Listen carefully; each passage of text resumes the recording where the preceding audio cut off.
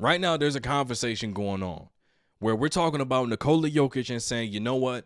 How come y'all not talking about him the same way you talked about LeBron, the same way you talked about Kevin Durant, the same way you talked about Steph Curry when they didn't perform up to expectations in the playoffs, when their teams didn't perform up to expectations in the playoffs? If they would have lost in the first round under these circumstances, y'all would have destroyed those players. And you know what? You're right.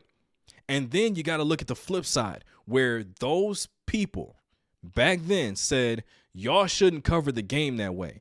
Y'all should appreciate the greatness of these individual athletes and their performances, because once you get to the playoffs, once you get to the NBA Finals, those are team achievements. Those are team accomplishments, team awards. That's not how you should judge the game. So then I say, okay, I won't cover it that way.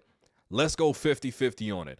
I'm going to show you what it looks like when we just focus on a player's legacy in the correct light versus how we used to talk about players. Let's start with this, all right? Nikola Jokic is 31. This is his resume at 31. 8-time All-Star, rebound champ and assist champ in the same season this year, NBA champion, 3-time MVP, Finals MVP, 7-time All-NBA, and a Western Conference MVP. He has 22, 11, and 7.5 for his career, 56, 36, 83 splits. That's his resume today as a 31-year-old superstar in the NBA. That is a top 10 resume, in my opinion, at his position. Wilt Chamberlain, Russell, Hakeem, Kareem, Shaq, all of these other players, cool. Nikola Jokic needs to be in that conversation simply based on all of the things he's done, and his numbers look amazing. This man is a center who has back-to-back seasons averaging a triple-double. Never been done once by a center, let alone twice. Nobody's in the conversation, and he's second all-time in triple-doubles behind Russell Westbrook. Please, let's be honest when we have this conversation about Nikola Jokic as an individual player and his resume. Mind you, he should have 5 MVPs instead of 3. And speaking of MVPs, when you look at this aspect of it, fourth place finish, ninth, first, second, and he's going to finish in the top 3 this season. So that's 1, 2, 3, 4, 5, 6, and then 7. 7 out of 8 seasons, he's finished in the top 5 of the MVP voting. That is a top 10 center resume. Now, let's talk about the team aspect, because, brother, if LeBron James, Steph, KD, even Kawhi, right?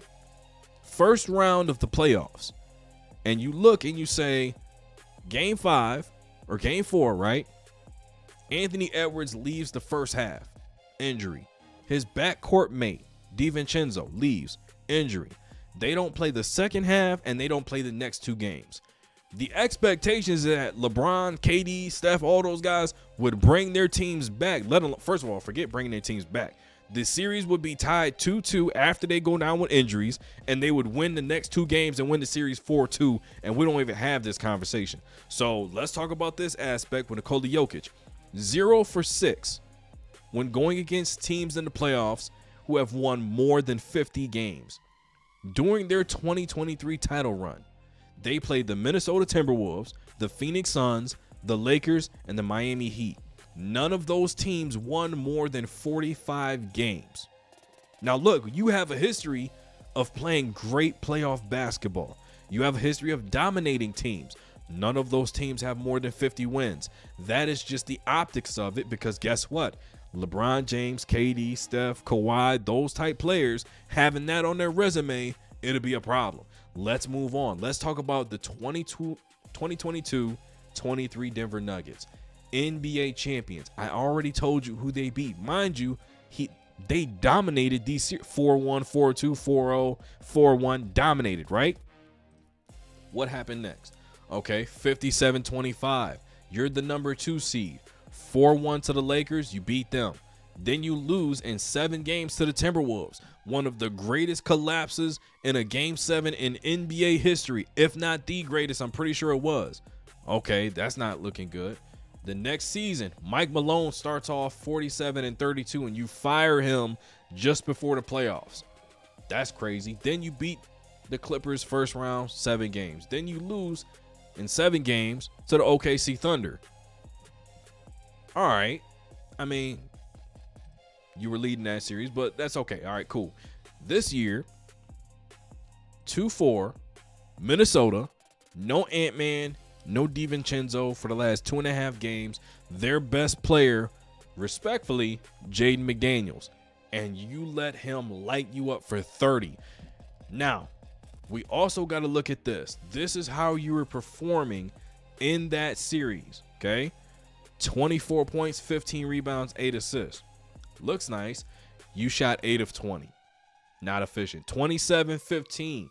Looks nice. 7 of 26. 24, 15, and 9. Looks nice. 8 of 22. You see what I'm saying? Like, it's not a situation where he was putting up these numbers and he was dominant in the fashion that the numbers are saying he was dominant. The optics are saying great numbers, you lose, not your fault. Nah, considering the fact that a lot of the things that transpired late in those games were your fault. Defensively, you're in drop coverage, not even putting a hand up. Ayo's getting baskets with ease. Rudy Gobert can't score over him and you're not being efficient. That's a problem, because when they're not in a situation where you can just get the switch you want, dominated that matchup, it's a problem. Mind you, teams that have multiple bigs to throw at you, like Gobert, Randall, Naz Reid, like Dwight Howard, Anthony Davis, you struggle. Let's be honest about it. So the things that transpire early on in the season, you got to attribute to him. Now, when you look at the Denver Nuggets and what their team looks like, Jamal Murray's name is going to be circled. Let's be frank about it.